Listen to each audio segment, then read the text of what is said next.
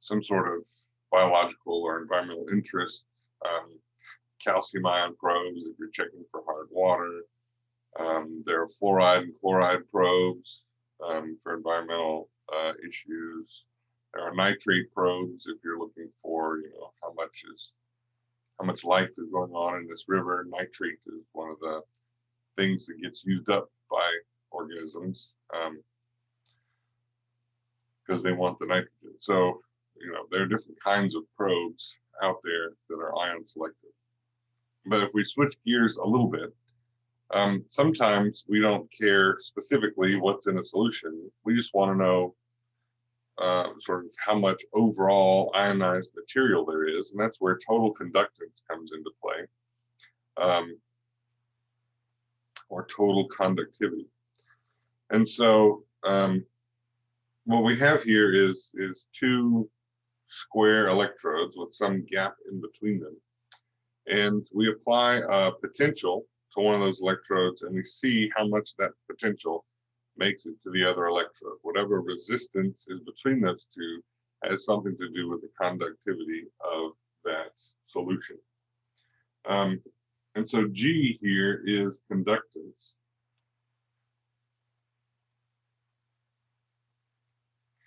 And C is conductivity. Okay, so very related units. When we look at conductance, we're looking at 1 over whatever the resistance is for that system. So 1 over the unit of resistance is ohms. So 1 over ohms gives us a Siemens. And then when we look at the conductivity, we're looking at the conductance of that solution, and we're relating it to the actual spatial confines of our equipment. Saying that we have a conductance of 0.012 means very different things if our electrodes are right next to each other or if they're a meter apart, right? The resistance between them could be the same, but if they're very close together, then it's a super concentrated system. If they're very far apart, then it's not that concentrated at all. Okay? And so we look at conductivity more so than we look at conductance. So a little quick example here for us to work through. We have a conductivity cell. We have square electrodes. They are a 0.5 centimeter in length. So E is 1/2 centimeter.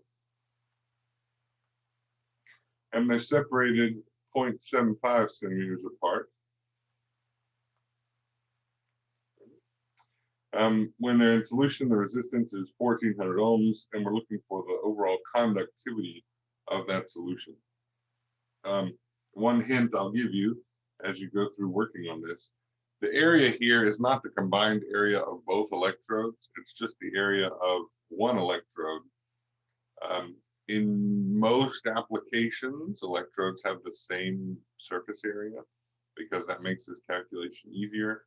If your two electrodes have different surface areas, you have to sort of take into account there are other ways to take into account for the volume of solution that your potential is passing through, and it gets a little more complicated if our area is not the same. And so this is just the area of one electrode.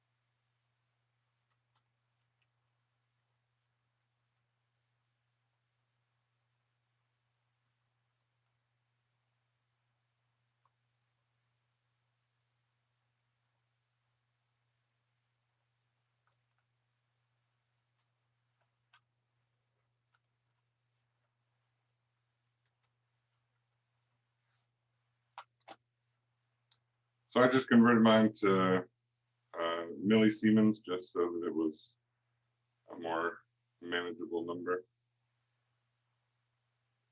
Did you get something like this? Excellent. Okay. I had a question though, Dr. Davis.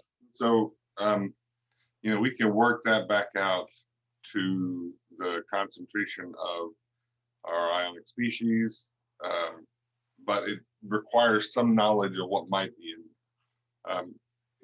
The conductivity gives us generally sort of the charge density of a solution, but the actual concentration is going to depend on what the charge of the ions is, right? So are they +1 or +2, -1, -2, or are they relatively large species versus relatively small species? Because again, it's about that charge density. So if you have lithium ions, for example, that charge is very tightly compact and it can move through the solution a little bit faster. If you have very large particles like a sulfate ion or something like that, that charge is spread over those 5 atoms. And so not only is the charge less dense, but it also manages to move through the solution a little bit slower than lithium. So you need to know something about your solution in order to use this conductance to get to a concentration. All right. So that's where we will end chapter 18. Hey, Dr. Davis. Okay.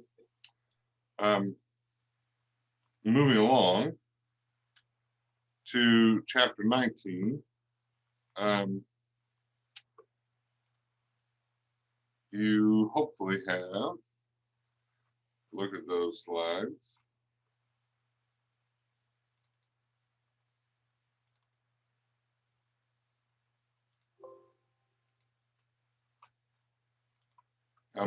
Just another relatively short set of slides here. Like I said, my goal is to prepare you well for the ACS exam and give you a bit of information if you ever happen to see some electrochem somewhere in your life. The beginning material for this chapter is one of the best little intros in this book. They're all interesting to me, but this one talks about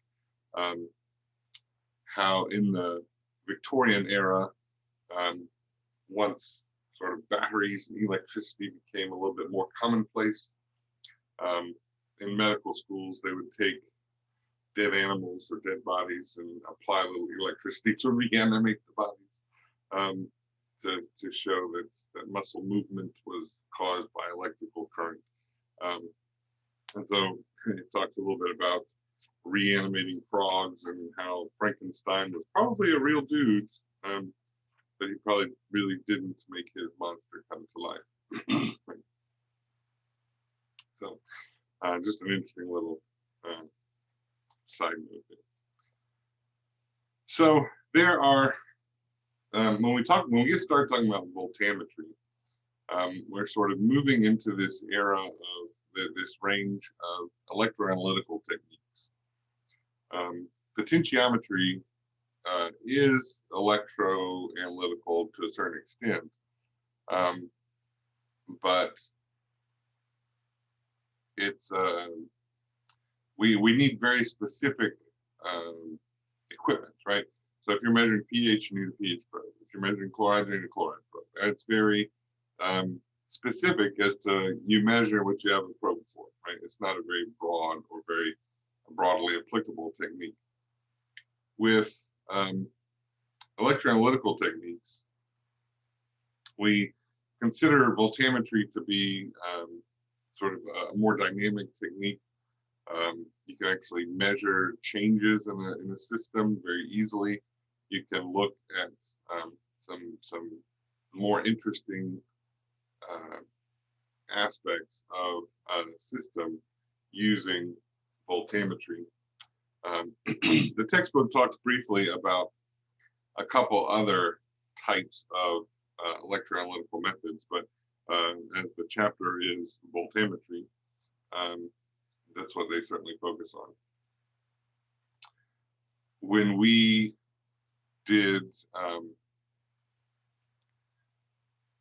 in 214, we talked a tiny bit about electrogravimetric analysis, where you have a platinum electrode or something like that, and you apply a current to it, and the metal that you're interested in your solution deposits onto that metal electrode. You can measure the difference before and after, and therefore determine the concentration of your solution. So that's another electroanalytical method, but it's not quite as dynamic is the word that the textbook uses.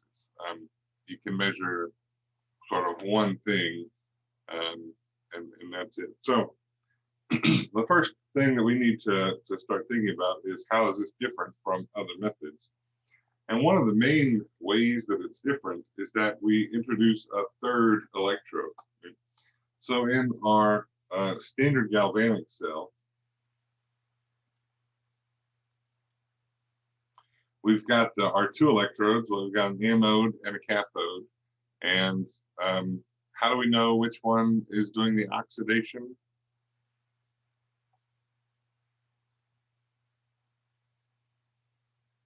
Like anox? What?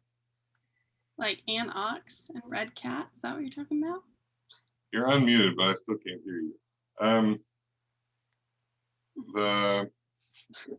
The anode does oxidation because they're both A and O are both vowels, right? So you're gonna put it in the chat.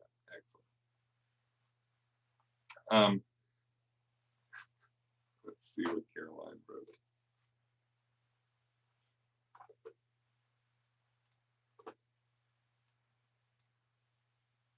My computer's muted? Can you not hear me talking this whole time? Oh, my speakers are muted, you mean? Well, it's a possibility, I suppose.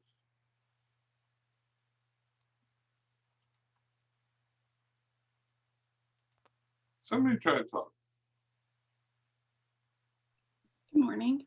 Good morning. There we go.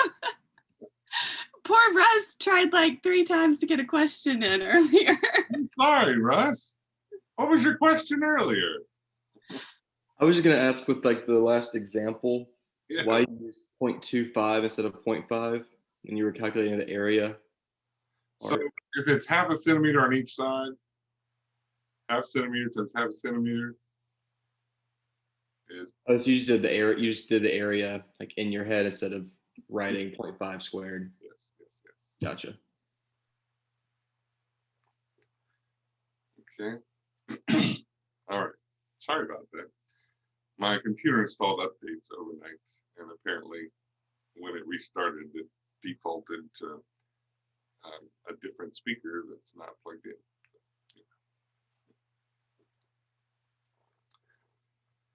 Thanks for pointing that out.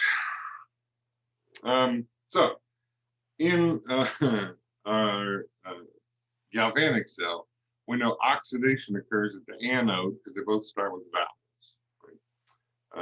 And so here it shows us, I gotta make sure I'm in the right window. Here it shows us that the anode is oxidation and that the cathode is reduction. So for these sort of simple galvanic cells, remember we talked a little bit about how in a galvanic cell, it's called a passive cell because you just put your probes in the solution and you see what the voltage is. If we turn this into a powered cell, so in other words, instead of just having some kind of meter here, if we convert this into a battery,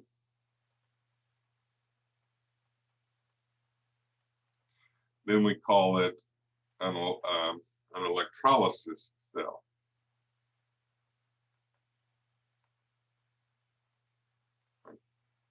In Gen Chem, we talk about this as it's a galvanic cell if it's a spontaneous reaction and you can measure it.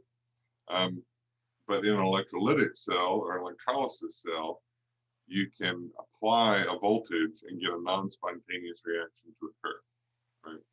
if you apply a voltage to a system that has a positive delta G, you can make that system go in the reverse direction. Moving over to an electroanalytical cell, this guy over here. Now we've got 3 electrodes, and so we can't really say that one is oxidation or reduction, so we don't really use the term cathode and anode anymore. But we're going to use the term, I stick with working electrode and counter electrode, right? And then we have our reference electrode, as usual, probably still going to be silver chloride as our reference electrode. And so for your working electrode, that's where you are applying your voltage, right? This is voltammetry. And so what we're doing is we're applying a current, actually, sorry, and we're measuring the voltage that comes out of our system for that applied current. And so the working electrode is where you apply that current, and then you sort of see what happens at the counter electrode. Right? If you apply a positive current, are you going to get oxidation or reduction?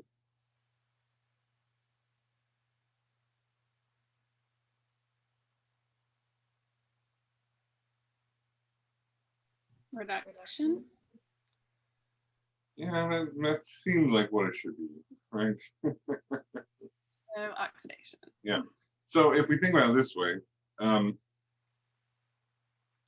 our oxidized species plus an electron gives us our reduced species.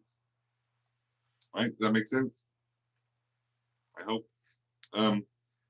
And so if that's the case, then by adding a negative current, right, what we're doing is we are sort of adding in those electrons to the system.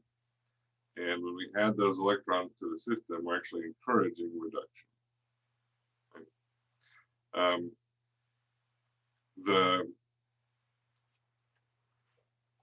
Here, the notation is the reason that the anode is negative. This is where oxidation is occurring. And so if the oxidation is occurring here, that means that the electrons are coming from this direction, right? So the electrons are starting here. If the electrons are starting here, then that means that this side is the negative side, because that's the negatives pushing it over. But they're pushing it over to the cathode where the reduction is occurring. And this is where the electrons leave the wire, right? So we have this working electrode in our electroanalytical cell, and that's where we apply our current, if we're talking about voltammetry. Our counter electrode is where the other reaction happens, right? So if we apply a negative current, right, we're going to end up with reduction at the working electrode and oxidation at the counter electrode. The reason for this porous glass is because often these systems, these solutions are not nice, pure systems, right? We're working with real life samples. And what we want is we want the charge to pass from one electrode to the other, but we don't want interference from all these other crazy species. And so this porous glass allows charge transfer to happen quickly.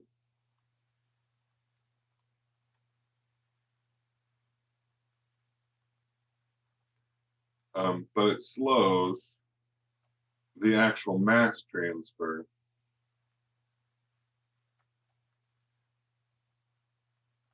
And what we're trying to inhibit are those interfering species.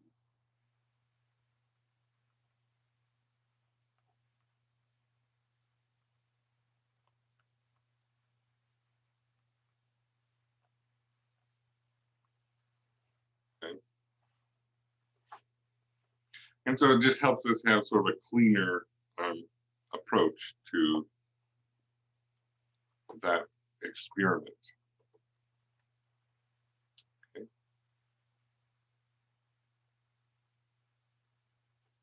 All right, so like I said, the textbook talks a little bit about other things other than voltammetry, so I'm going to talk just a minute about amperometry. And so in voltammetry, you apply a current, an amperage, and you measure the voltage. In amperometry, you apply a voltage and you measure the current, right, the amps. And so in amperometry, you have this applied waveform. So we apply this to the working electrode. We're applying a negative voltage. So again, we're encouraging reduction to occur.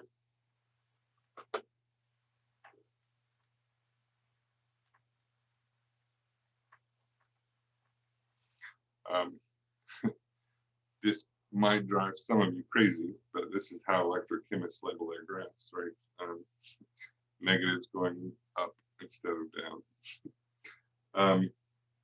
And so we measure this response, and you see, of course, we have this peak, and then we sort of level out after some amount of time, we level out. The reason for this leveling out is immediately after we start our applied potential, all of those little O's for oxidized, all those little O's that are right on the surface of that electrode, right? Well, they're going to be the ones to receive those electrons first, right? And because there's a bunch of them on the surface of this electrode, that current is going to spike because there's no reduced molecules around. There's only oxidized molecule. Man, everybody takes an electron, right? And so he's just passing them out as quick as he can. Right? And so all nearby species or nearby molecules take an electron. Now, if we were applying a positive potential, right, these would be reduced species, and they would give up their electron. So we take an electron from all of it. But this, since this is reduction, we're giving out electrons to all of these species. And so even at 10 microseconds after we've started, so that puts us about here, right? That potential has come way down, right? It's 30% of what we started. And you see here that sort of this first layer, so the nearest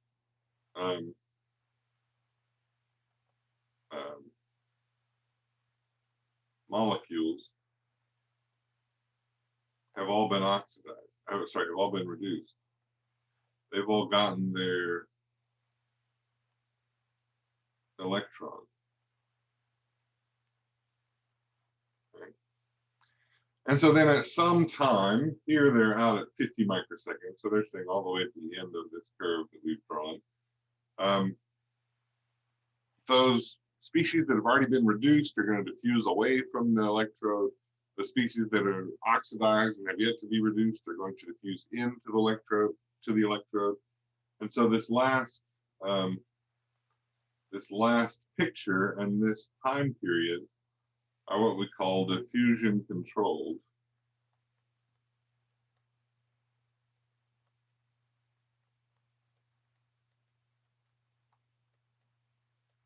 Limit, right? That's the limit that we get to at some point in time, and that's sort of where it will stabilize.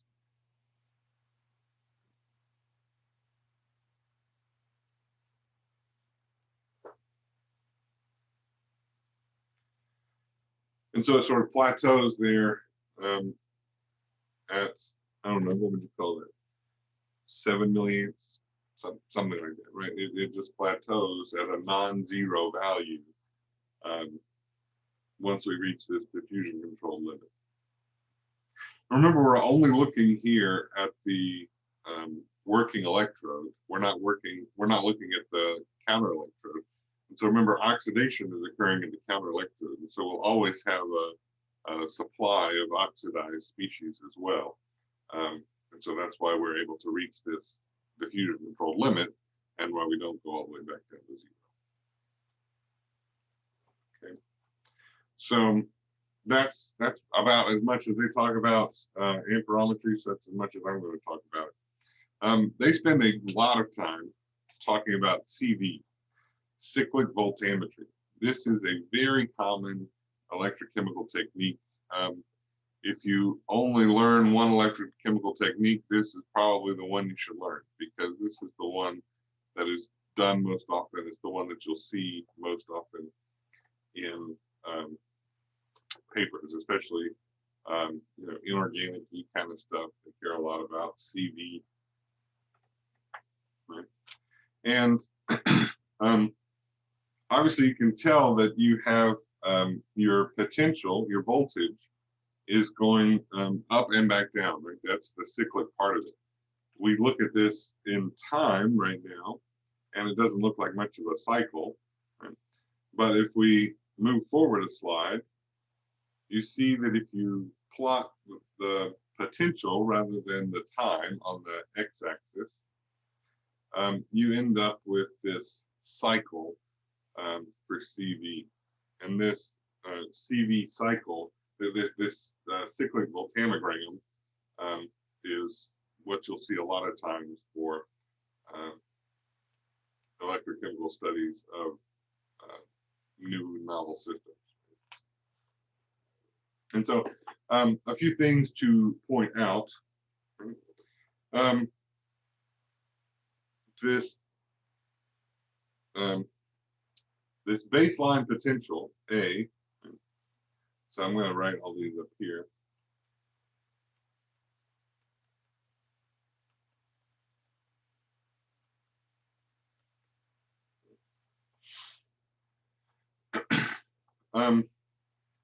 It has cut off the y-axis here, but this is milliamps. We're measuring current. Milliamps. And so we're applying more and more potential, in this case, more and more negative potential, right? And we don't see any response from our system in that A part. And so that's the voltages where we don't see any response from our system. Right? At position B here, we start to see that reduction occurring. Right? So we're looking at a reduction here, and our voltages are going negative as we travel along. Let me, in a blue color here, sort of point out that we're traveling this way. Of course, it follows the alphabet, but just so we're all clear, right? This is the direction of our cyclic voltage. And so as we get to a negative enough potential, even though it's not really negative, right? It's just more negative than what we started at. We start to see that reduction occur. And so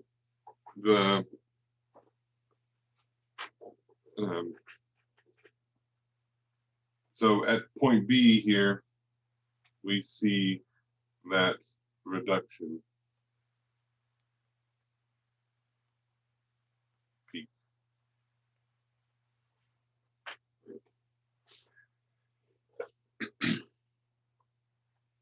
Okay.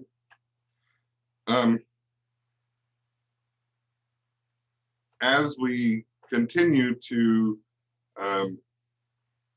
reduce our potential in this case, right, we have gotten to a point where we have reduced all of our iron 3+, and so there's not much current left over, because there's nothing for us to give those electrons to, right? We've sort of stopped our reduction activity, and the concentration of our iron at 3+ has reached that stable point, right? And so we've stopped that reduction activity. And so C, reduction stops. And I'm just going to leave it there because it sort of depends on the experiment. Either you have reduced all of your iron 3+, or you've reached that steady state that we talked about in the previous slide, right? Where you've reached that that diffusion controlled limit. So it's one of those two, depending on how your experiment is set up.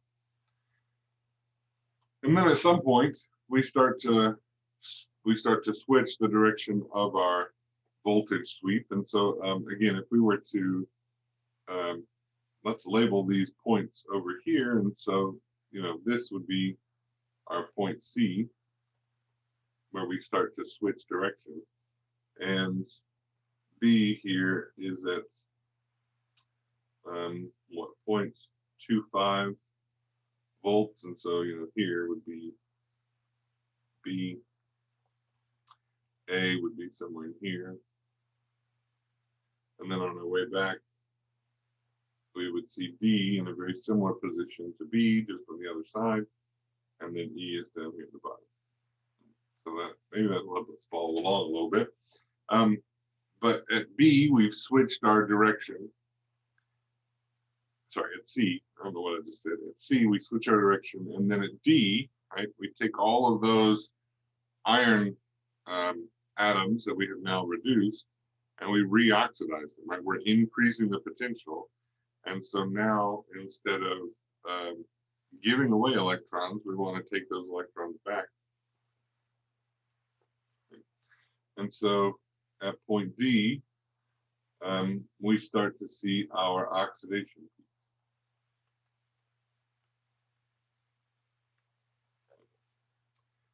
And so in CV, in a cyclic voltammeter, you see both the reduction and the oxidation. Now, the CV will look the same whether you do oxidation first or reduction first. You just have to pay attention to your x-axis. Right? If it's going down, if it's decreasing, it's reduction. If it's increasing, that it's oxidation first.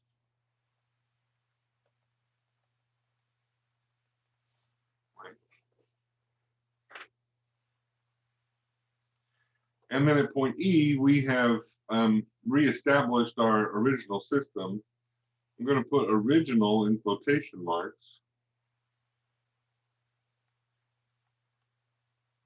because you see that we're not exactly at the same current, right? We're not exactly where we started. And so that tells us a little bit about sort of the ability for us to recover all of our species in a certain time frame. And so one of the nice things about cyclic voltammetry is that it's a very, very quick method, right? Oftentimes these voltages are scanned at 1 to 10 to 100 volts per minute. And so you see that here we're only doing 1 volt, right? Half a volt up and half a volt back down. And so we're only doing 1 volt. And so this takes at most a minute.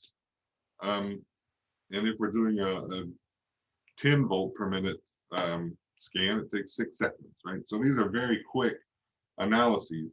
And how closely that point E matches up to our initial point has something to do with how quickly we're scanning and how much time we give our system to re-equilibrate.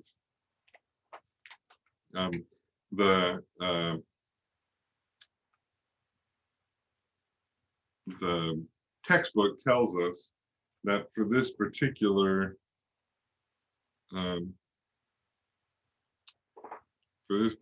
one, well, I thought this one had, maybe it was another resource I was looking at. I thought this one gave the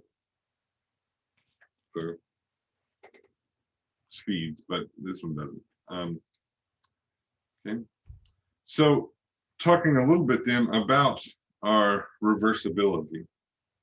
So how well we can both oxidize and reduce, within a few seconds of one another, tells us something about the reversibility of our reaction. So is the reaction reversible?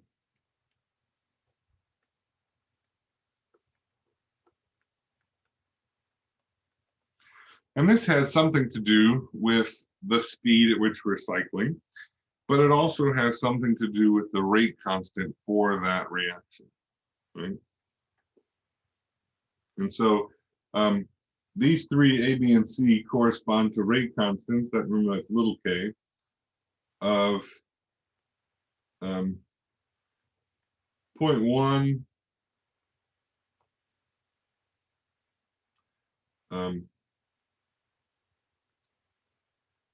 0.01, and a rate constant of 0. Okay.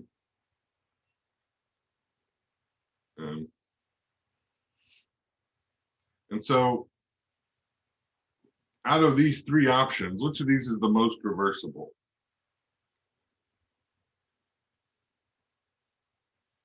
You can either tell me an A, B, or a C, or give me a K value. C, the most reversible? So C, does C do a lot of oxidation as much as it did reduction?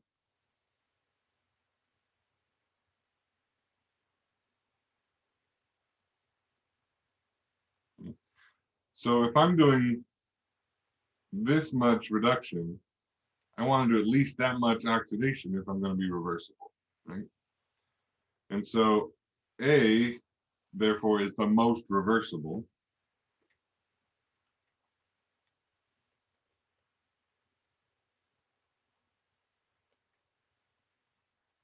Right?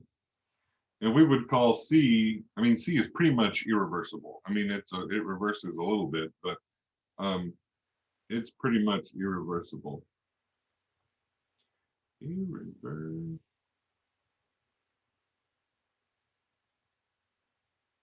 Irreversible. Right? And so out of these three K values, which K value is going to be irreversible or reversible? Is it when K is 0, it's going to be irreversible? So if K is 0, that means that the reaction happens instantaneously. Ah, Right? so that'll be reversible. Exactly. Dr. Davis, is the top part oxidation? Top half of the graph? So we're going to negative voltages, and so is that oxidation or reduction? If we're adding electrons. Reduction. Yeah. So here we have reduction, and here we're trying to get back to our oxidized species.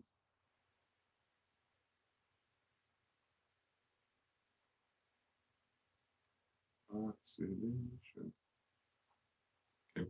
So if this reaction is instantaneous, this is the most reversible. So this is the lowest K value.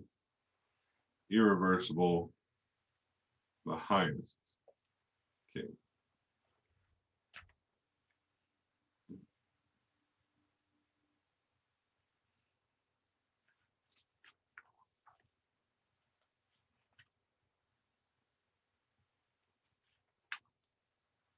Okay. All right.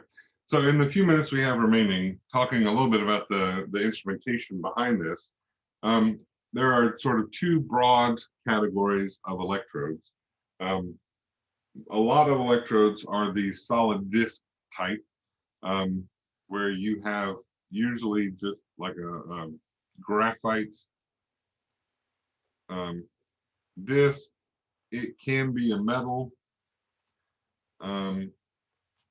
It can be pretty much anything, but it has to be conductive so that you can actually do, your oxidation or reduction. There are some that are sort of specialty polymers these days, because those polymers are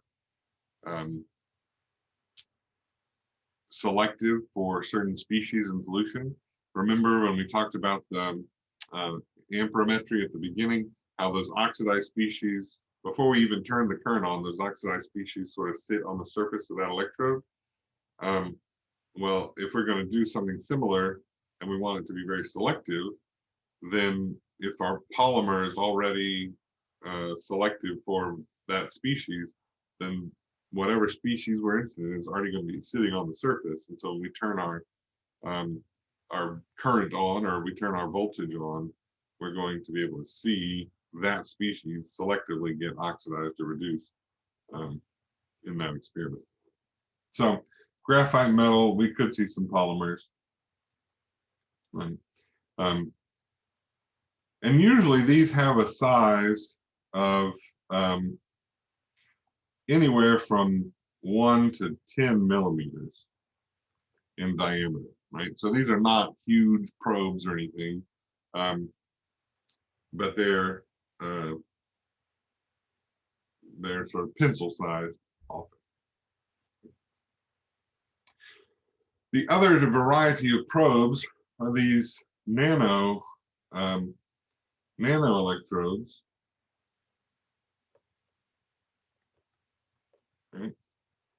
And so you can see here that this is just about 100 nanometers across for a single electrode. And you know, if this is 1,000 nanometers, remember that's 1 micron. And so in 1 square millimeter, the textbook says we can get 5 million electrodes.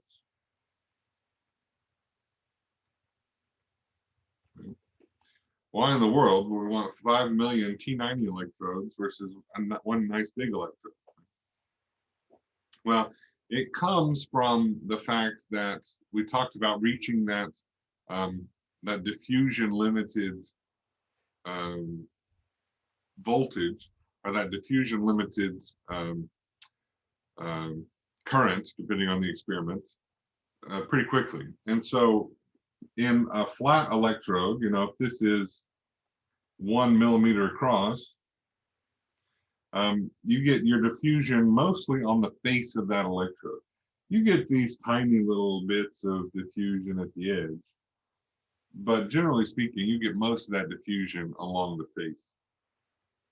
If you have these tiny electrodes that are 100 nanometers, right, this size down here, you have you're more likely to form this sort of spherical. Well, these electrodes, the way that they're formed, they have this curvature to the top of them. It's not quite as exaggerated as it shows up here. You know, if they're 100 nanometers across, they're 30 nanometers of curvature. It's not quite that exaggerated, but they're not perfectly flat. And so you actually increase your surface area by having that diffusion in a hemispherical fashion than you do in the planar fashion for those solid sort of normal disk electrodes. And so you can have, you actually end up with a greater surface area in a square millimeter with these nano electrodes. You end up with a greater diffusion area, I should say, rather than surface area. But you end up with a greater diffusion area in the spherical diffusion than you do planar diffusion from the same size solid disk electrode. Now, the way these are made, you have the bulk of this material is something like silica or alumina. You could make it out of glass even, right? All of these are relatively insulating materials. And then you build these nanotubes within your silica or your alumina substrate. and you fill those with whatever material you're interested in, graphite or metal or polymer. You sort of fill those nanotubes up. So you have, as you fill those, right, you're not going to get a perfectly flat surface. You're going to overfill them to a certain extent. And that's why you get that sort of bubbled up geometry. Okay. All right, the very last thing we'll talk about are the different solvents that you can use. So, you know, we're always used to working at water.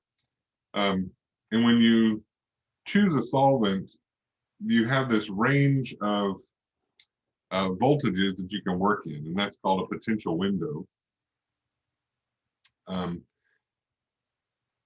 And that range will vary depending on the solvent based on its polarity and things like that. And then, you know, you have to choose which one of those fits your particular system for doing your reduction or your oxidation. Okay. You'll notice that most of these tend to prefer reduction because their negative side is greater than their positive side. Okay. All right, we'll leave there. Monday, I'm going to treat as a review day. So bring questions for the whole semester. Tuesday is our final exam. Woot, woot. Okay. Wednesday, I want to talk a little bit about the oral report. Maybe just give some tips. I don't know how far people have gotten there, but you know, just give some pointers there. And then Friday, I don't know if they'll have class. I mean, if you really want to, sure. But I think with our oral reports due the week after Thanksgiving, we can just say that this is an independent work day on Friday. Okay. All right. So have a good one. We're a minute late already. Go away.